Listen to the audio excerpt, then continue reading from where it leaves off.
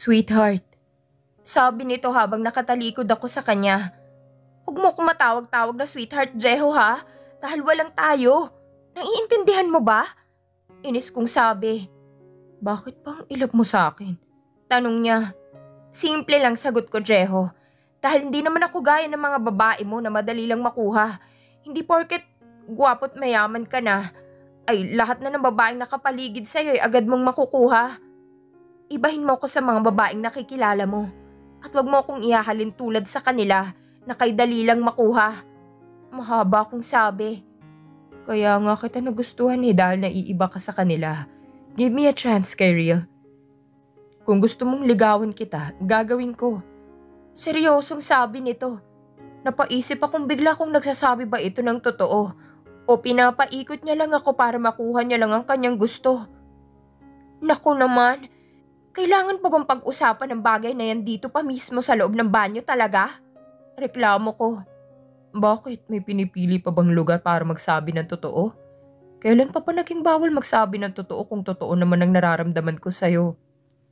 Grabe na yan sakit mo, Jeho. Malala na yung pagkatama mo dyan sa ulo mo. Sabay harap ko sa kanya. Napamulagat ako ng mga mata dahil nakaharap na pala ito sa akin. Lumapit pa siya ng konti ngunit paurong ang aking hakbang, kaya napasandig ang aking likod sa may dingding. Napahigpit tuloy ang pagkakahawak ko sa may dextrose na magtama ang aming mga mata. Marahan niyang hinaplos ang aking kaliwang pisngi. Napasinghap ako dahil sa paraan niyang paghaplos hanggang sa ibaba ng aking leeg at muli na naman ang pagtaas ng kanyang palad mula sa aking labi. Sa kanya ito banayad na iginalang hinlalaki niyang daliri sa aking malambot at mapupulang labi. Mahal kita, Kyril, at papatunayan ko yan sa'yo. Kahit na ilang beses mo pa akong ipagtabo yan. Dahil sa ayaw mo sa mas bata ang edad, hindi ako titigil at hindi ako magsasawang suyuin ka. Dahil mahal kita. Seryoso nitong sabi. Hindi ako makapagsalita agad dahil sa naunahan ako ng kaba at tila bumilis pa ang pagdibok ng aking puso nang marinig ko sa kanyang salitang mahal kita. Abala ako sa ngayon sa pag-eensayo sa cheering squad tuwing hapon. Madalas na din niya akong sunduin ni Jeho kapag uwian na. In almost a week, simula nang gumaling ito at doon nag-umpisa ang lahat ng kung anong kanyang mga sinabi ay kanya namang ginawa. Wala ni isang araw na hindi ito pumalya dahil sa napakasipag nitong manligaw sa akin. Minsan nakakasawa din kasi yung araw-araw ang paghatid at pagsundo. Kahit nagkikita at magkasama naman kami sa iisang tinutuluyan. Iwasan ko man siya ay naroon pa din ito, nakasunod sa akin. Wala akong nagawa kundi ang hayaan na lang siya sa kanyang gusto, na parang isang bodyguard na ayaw akong tantanan. Patungo ako ngayon sa may pamihisan ng mga babae. Naroon na si Brenda at kakatapos lang nito magpalit ng damit. Bagong ligo na din ito, hindi niya ako pinansin nang makasalubong ko siya. Inirapan lang niya ako. Hindi na din niya ako kinakausap, simula nang malaman itong nililigawan ako ni Jeho. Inumpisahan ko ng maglinis ng katawan, habang patapos na ako, doon ko lamang napagtanto na parang may mali. Mga boses lalaki ang nagpakaba sa aking dibdib. Sobrang lakas ng kabog ng dibdib ko dahil hindi ko alam ang gagawin ko sa mga oras na ito. Padami ng padami ang mga baritonong boses ng lalaki. Dinig kong may pumasok sa magkabilang pinto katabi ng banyo. Sa sobrang kaba ko, hinawakan ko ang lock ng pinto upang hindi nila ito mabuksan. Gusto ko nang maiyak dahil niloko ako nila Brenda. Kaya pala ganun siya makatingin sa akin kanina. Ay may masamang balak pala ito sa akin. Hey, are you done? Boses lalaki ang nagtanong. Napahawak ako ng mahigpit sa tuwalyang hawak-hawak ko. Hindi ako makapagsalita at ayokong malaman nila na naririto ako sa loob. Kumatok ito ng ilang beses. Fuck. Mura niya nang hindi niya mabuksan ang pinto. Pre, hindi pa patapos yung taong nariyan?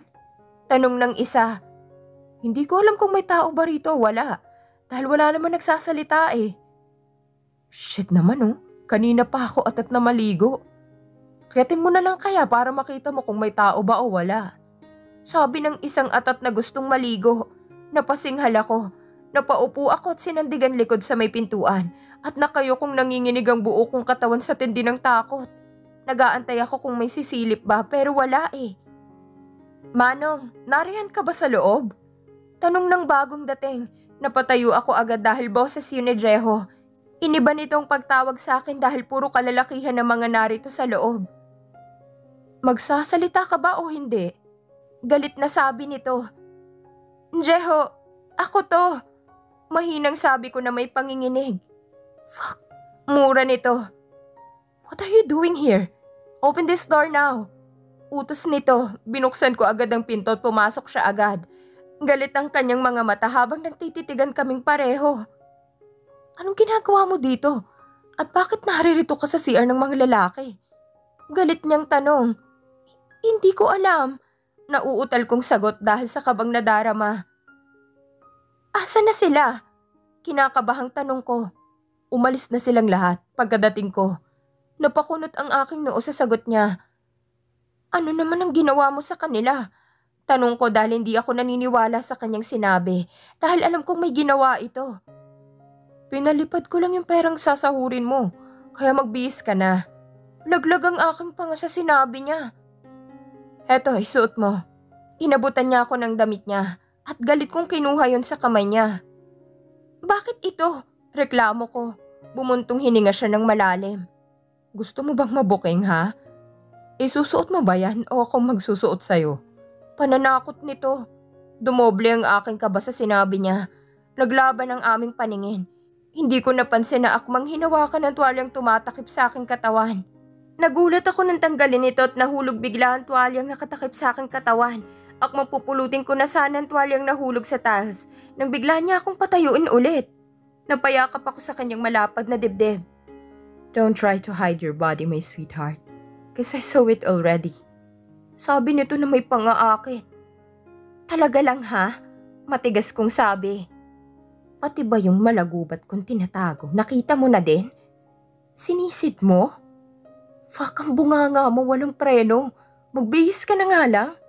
Inis niyang sabi. Napatawa ko dahil sa itsura niyang naiinis. Lumabas na kami nang matapos na akong magbihis. Mabuti na lang may sombrero akong suot-suot. Nabigay sa akin ni Jeho. Kaya walang sino man ang makakapansin sa akin. Nakahinga ako ng maluwag ngunit napansin kong parang may kulang sa loob ng aking bag habang iniisa-isa kong tinatanggal ang mga gamit ko. Pwede ba, sweetheart? Ayusin mo naman yung mga gamit mo. Napakaburara mo. Puna nito. May hinahanap kasi akong hindi ko mahanap. Baka naiwan ko doon sa pinagbihisan ko kanina. Balikan mo yon, Jeho. Taranta kong sabi. Suminghal siya. Pinaandar na niya ang sasakyan. Jeho naman, balikan mo yon doon. Wala na akong maisusuot na iba dahil wala akong pambili. Reklamo ko. Pati sahod ko pinamigay mo din. Imbes na may panggastos ako sa araw-araw pero pinamigay mo lang. Dagdag ko pa. Marami akong boxer shorts. Yun na lang isuot mo. Saka kailan ka pa naglabas ng pera para ikaw ang gumastos sa lahat? Sabi nito habang nakatuon ang kanyang paningin sa may daan. Nakarating kami sa apartment na hindi ko iniimikan si Jeho. Agad na ako nagsaing ng kanin sa rice cooker. Napansin kong tahimik din si Jeho at naroon din siya sa loob ng kanyang kwarto. Hindi ko alam kung ano ang ginagawa niya doon. Matigas ka talaga, Jeho ha? Tingnan natin kung hindi ka magselo sa gagawin ko. Agad kong tinawagan si Lucio at hindi nagtagal ay sinagot din niya ito. Nang masabi ko ng pakay ko, pinutol ko din ang tawag. Nagpalit muna ako ng damit habang inaantay ko ang kanyang pagdating. Maya-maya ay dumating na ang inaantay ko. Dahil rinig ng dalawa kong tengang tunog ng sasakyan. Nasa tapat ako ng pintuan at inihanda ang sarili. Binuksan ko ang pintuan na may kasamang ngiti. Pero nadismaya ako dahil hindi si Lucio ang dumating. Nabato ako sa kinatatayuan ko. Dahil ang mami ni Jeho ang dumating at may kasama itong magandang babae. Matalim ang kanyang mga mata habang taas baba ang kanyang paninitig. Get out of my way! Wala ka talagang modo? Inis na sabi nito. Tumabi ako para makadaan sila. Hindi ka pa ba aalis o kailangan pa kitang kalad ka rin palabas? Galit niyang sabi. Get out! Sigaw nito. Mom, enough! Sabi ni Jeho nakakalabas lang mula sa kanyang kwarto. Napatingin ito sa kasama ng kanyang mommy. And you? What are you doing here? Galit na tanong niya sa babae. Son, she's here to visit you. Nasabi ko na sa'yo noon pa. You didn't miss Cassie? Soon to be your wife. Sabi nito. Parang natanga ako sa kinatatayuan ko. sa mga sinabi ng mami niya. "Mom, hindi mo na dapat sabihin yan dito." Tumingin sa akin si Jeho. "Jeho, please, narito na ako. Hindi na kita iiwan." Pagsusumamo nito kay Jeho. Hindi ko alam kung anong reaksyon ang gustong ipahiwatig sa akin ni Jeho. Naguguluhan ang isip ko ngayon. Lumapit siya kay Jeho at hinalikan niya ito sa labi. Hindi naman tumanggi si Jeho sa paghalik niyang yon.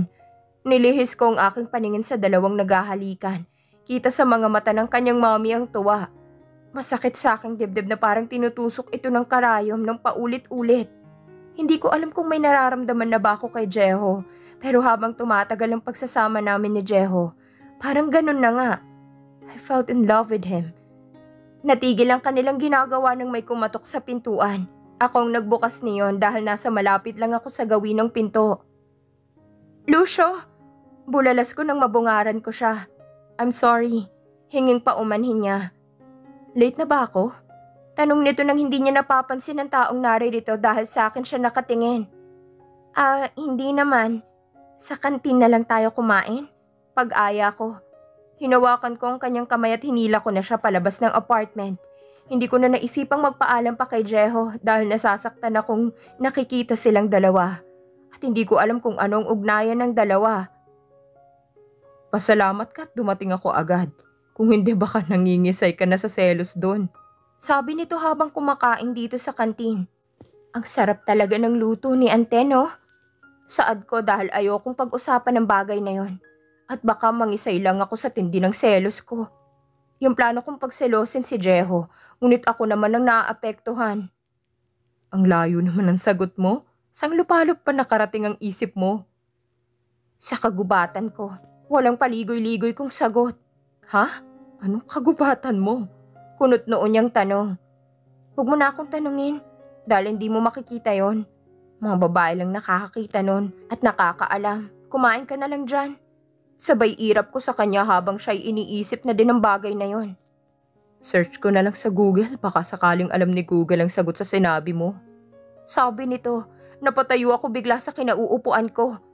Kainis! Kinabukasan maaga kaming namalengke ni Monet. Nadaanan pa namin yung apartment ni Jeho. Kay tahimik, parang walang tao. Wala din dun yung sasakyan ni Jeho. Asan na kaya siya? Nang matapos na kaming mamalengke at nakarating kami agad sa boarding house, nadatnan naming narito si Jeho, kasama si Cassie. Diretso lang ako sa pagpasok sa loob at hindi ko siya pinansin. Alam kong sa akin siya nakatingin pagkadaan ko sa gawin nila dahil kita ng gilid ng aking mata sa pagsulyap nito. Ilang araw na ganitong setup namin ni Jeho. Naliligaw pa lang siya sa akin. Parang ako naman ang nasasaktan kahit na hindi ko pa siya sinasagot dahil palaging na kay Cassie ang kanyang atensyon. Simula nang dumating si Cassie, bihira na lang ako magpunta sa apartment ni Jeho. Minsang naglinis pa ako ng kanyang kwarto. Ang ibang mga gamit nito ay wala doon sa kanyang cabinet. Kumunot ang aking noo dahil sa pagtataka. Wala din akong mga labahin ngayon at ang linis ng kanyang laundry area. Minsan maaga na din akong umuuwi sa boarding house dahil wala naman akong masyadong ginawa sa apartment ni Jeho. Sa tuwing may sasabihin ito, dinadaan na lang niya sa text o tawag. Bihira na din niya akong kinakausap dahil kay Cassie na laging nariyan. At parang ayaw niya akong bigyan ng chance para magkausap kaming dalawa ni Jeho. Pakiramdam ko'y inilalayo niya si Jeho sa akin. Hindi ko alam kung anong meron sa kanilang dalawa. Pero ano naman ngayon? Wala akong karapatang magselos dahil wala naman kaming relasyon at hindi ko pa siya sinasagot. Lumipas ang 1 linggong walang pakiramdaman sa amin ni Jeho. Tila unti-unti ko na din siyang nalilimutan dahil kay Lucio na nariyan palagi. Ang kulit kasi niya at nakakatuwa dahil sa mga kinikwento niya na kung ano-ano. Heto, pinabibigay ni Jeho. Pumunta ka daw sa birthday niya. Hindi mo daw kasi sinasagot ang tawag niya. Sabi nito, inabot niya sa akin ang isang invitation card. Ito yung tinext pa sa akin ni Jeho kagabi at inaasahan niyang makaka-attend ako sa kanyang kaarawan. Nagdadalawang isip ako kung pupunta ba ako sa kanyang party. Subalit isa itong engranding selebrasyon at baka mapahiya lang ako doon. Pag-iisipan ko pa kung makakadalo ako o hindi. Saka isa pa, hindi ako belong sa mga mayayaman kagaya niyo. Pumunta ka at ako nang bahala sa'yo. Kasama mo naman ako. at hindi kita pababayaan. Sabi nito. Titingnan ko pa at hindi ako sigurado kung makakapunta ako. Sagot ko habang nagmemeryenda kami dito sa school. Ilang araw na lang ay grand finale na ng mga cheering squad at dito gaganapin sa Augustus College ang competition na gaganapin sa ikalawang araw. Nauna nang umalis si Lucio at nagpaiwan muna ako dito sa school dahil kakausapin ko pa si coach. Kasalukuyan ko nilalakad papuntang office nang mag-ring ang aking telepono. Jeho's calling. Walang pakundangang sinagot ko agad ang kanyang tawag. Where are you? Agad niyang tanong. Dito sa campus, naglalakad. Tipid kong sagot. Okay. I'll wait you here, just in 5 minutes. And make sure na makakarating ka agad dito sa labas. Dito ha, sa labas ng campus. Sasagot pa lang sana ako ngunit agad niyang pinatay ang tawag. Anyari dun? At nakakapagtaka lang na narito siya. Mahilig pa naman sa prank yung Jeho na yon. At ilang beses na niya itong nagawa. Kaya hindi ako naniniwalang narito ang unggoy na yon. 5 minutes? Lintik, paano pa ako makakapunta kay coach kung minamadali niya ako? Yemas ka talaga, Jeho. Mabubugbog na talaga kita eh. Kinalimutan na kita eh, tas bigla ka na namang susulpot sa buhay ko. Padabog akong naglakad papunta doon sa labas ng gate. Nakita kong may kumpulan ng mga tao doon sa may bandang gilid ng kalsada. Manong guard, anong meron doon? At bakit kay daming tao ata roon? Tanong ko na may pagtataka. May naaksidente po ba? Tingnan mo na lang doon. Baka ikaw na ang babaeng kanyang inaantay. Kanina pa siya naiinip eh. Sagot ni Manong. Tinungo ko agad ang mga kumpulan ng tao. At baka si Jeho na yung tinutukoy ni Manong guard na nakausap ko kanina. Biglang lumuwag ang daan nang makita nila akong papalapit. Habang lumuluwag ang daanan, ay doon ko lang napagtanto na totoong siya nga. Anong ginagawa mo dito? Tanong ko na may inis sa aking pananalita. Sinusundo kita, sweetheart. Walang pakundangang sabi niya. Hiyawan naman ang mga estudyanteng chismosa. Pinangalandakan talaga niya sa lahat ng mga estudyanteng nariritong pagtawag niya sa akin na sweetheart. Anong sabi mo? Sweetheart? Nababaliw ka na ba? Ni hindi nga kita kilala eh. Inis kong sabi. Grabe ka naman, Manang. Kung kami sa'yo, papatulan na namin yan at walang paligoy-ligoy na sasama na kami sa gwapong yan. Sabi ng isang estudyante. Pwede bang umalis na lang kayo dito? Alis? Pagtataboy ko sa kanila. Nang makaalis na sila, saka ko hinarap si Jeho. At ikaw? Turo ko sa kanya. Umalis ka na dito. Inis kong sabi. Saka ko siya tinalikuran. Nasa malayo na ako ngunit bigla na lang may bumuhat sa akin at isinampay sa kanyang balikat. Buisit ka talaga, Jeho. Ibaba mo ako. Inis kong sabi habang patuloy ko siyang pinapalo sa kanyang malapad na likod. Don't try me, sweetheart. Baka itali kita ng ilang araw. Panghahamon niya. Ipinasok niya ako agad sa loob ng kanyang sasakyan at padabog na isinaradong pinto nito. Hindi ko magawang lingunin siya nang makasakay na ito dahil naiinis ako sa kanya. Ayoko siyang pansinin kahit na kinakausap niya ako. Kakausapin mo ba ako o hindi? Galit na sabi niya. Kanina pa niya ako kinakausap pero hindi ko siya sinasagot. Nagpreno siya bigla, napahawak ako ng mahigpit sa kanyang hita dahil nagulat ako sa bigla ang pagpreno niya. Binawi ko din ang aking kamay pero agad niya itong hinuli at mariin niya itong hinawakan. Nagkatinginan kaming dalawa. Kumunot ang kanyang noo. Nginitian ko naman siya. Suminghal siya pero tumawa ako. Hindi ako nakikipagbiruan sa'yo, Kyril. Kaya umayos ka kapag kasama mo ako. Seryosong sabi nito. Hindi pa ba ako maayos sa lagay na to? Saka hinablot ko na ang kamay ko sa pagkakahawak niya. Galit ka ba?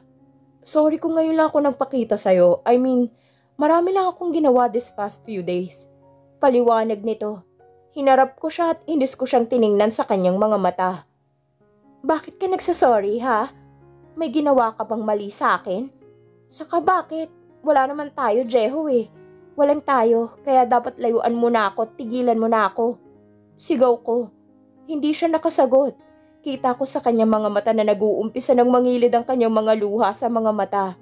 Tila nasaktan siya sa mga sinabi ko. Hindi ko inaasahan na masasaktan siya. Napasinghap ito at iniiwas ang pagkakatitig niya sa akin. Bakit, Kyril? Bakit mo to ginagawa sa akin? Dahil basa-basagulero akong lalaki at wala nang ginawa kundi ang uminom, manigarilyo at makipagbasag bungo dyan sa kalsada? Dan, mura nito at sinuntok ang manibela ng isang beses. Napahawak ako sa dibdib, dala ng pagkagulat. Hindi ako makapagsalita agad dahil sa tindi ng kaba sa aking dibdib. Ayoko ng drama sa totoo lang, pero nadadala ako sa kanyang emosyon ngayon.